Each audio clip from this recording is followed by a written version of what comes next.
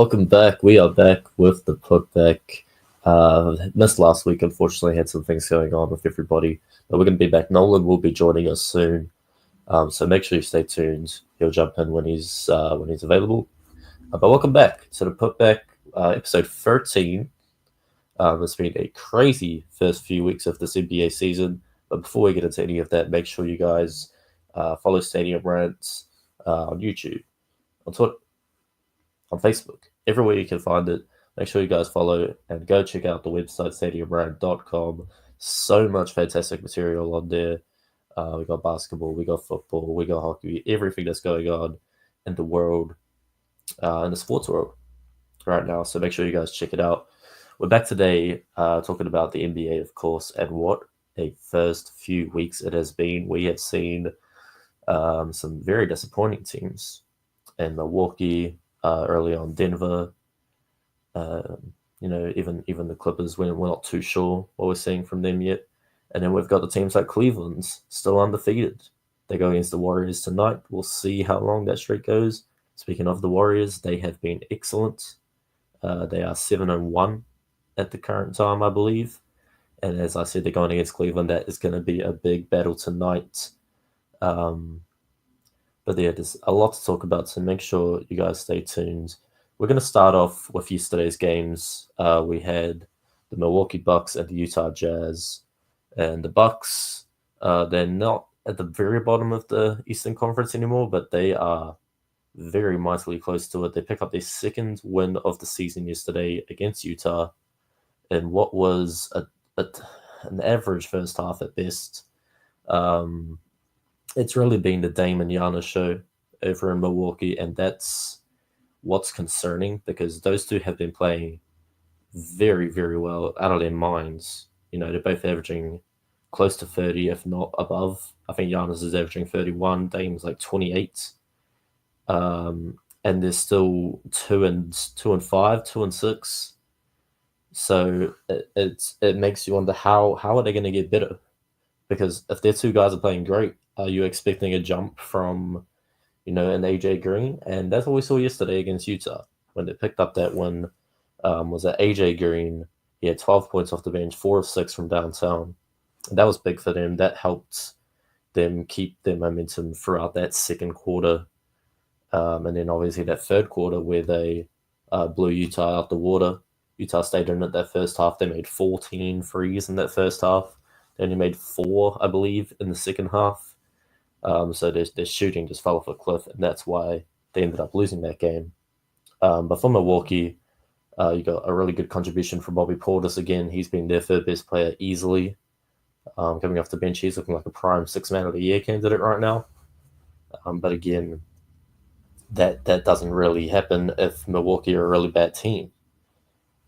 Brook Lopez has been quiet. He's been excellent defensively. I think he's 5th in the league right now in blocks per game at about 2.7.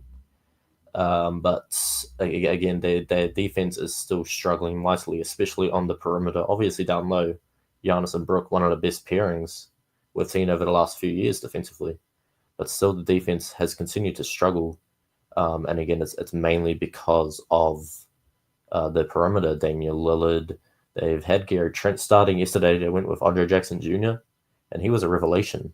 The defense was still very questionable. They weren't closing out on 3-point shots very well, and that's why Utah was able to hit so many. But Andre Jackson's energy, his hustle, was apparent on the court, and that was what helped Milwaukee continue that energy through to the second half. And then obviously Taurean Prince, he's actually been steady for them. But again, if you're the Bucks and you're trying to compete for a championship, you can't expect Taurean Prince to be, a 15-point per game guy because this is not what he is. So we got to find out who's going to be that guy while Chris Middleton's still out. Obviously, we don't know when Chris Middleton's coming back, and if he does, will he still be a borderline all-star quality player? It's not looking great in Milwaukee, but it was a very good win yesterday, despite it being against the 1-6 now Utah Jazz. For them, I did like what I've seen out of Johnny Juzang, second-year player out of UCLA. He hit I believe, 4 threes. He had 12 points in his 18 minutes, I want to say. And that was really good to see. He's looking like a real NBA player when last year it was looking like that might not be the case. So shout out Johnny Juzang. Jordan Clarkson had 18 points off the bench as well. He's doing what he does, chucking up shots, hitting a few of them. Markkanen was quiet in his return game from injury. So the Jazz don't have much going for them this season. So they're in the flag race, the Cooper flag race. So we'll see how they finish up as they keep going on. But they've already sort of cemented themselves as a team that's going to be at the bottom of the West as they are right now. But yeah, Milwaukee, they need a spark, and they'll be praying Middleton can get back soon. But focusing on the positives, Damian Lillard has looked like 2021 Damian Lillard again this year. He has been brilliant from downtown. He's getting to the rim, he's finishing, and he's passing the ball well. He's averaging about 6 assists. Giannis has been Giannis, especially in that third quarter yesterday. He was undeniably good. Just getting to the rim, doing what he does, just dunking on people, finding his open teammates when he needs to, and rebounding the heck out of the ball. Him and Bobby Portis are probably one of the best rebounding duos in basketball right now when they're on the court together. So, yeah, I like what I see, of course, out of Giannis, Dame, Bobby Portis. But they just need some extra help because without Chris Middleton, they're not really a championship contender at this point. Obviously, they're 2-5, so the record speaks for themselves.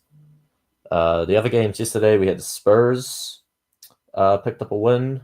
Victor Wembanyama didn't play great, but they got solid contributions from everybody. They played, I want to say, it was the Pistons. Not 100% sure on that.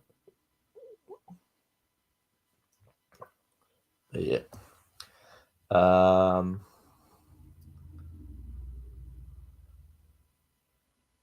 Yeah. Hold on a second.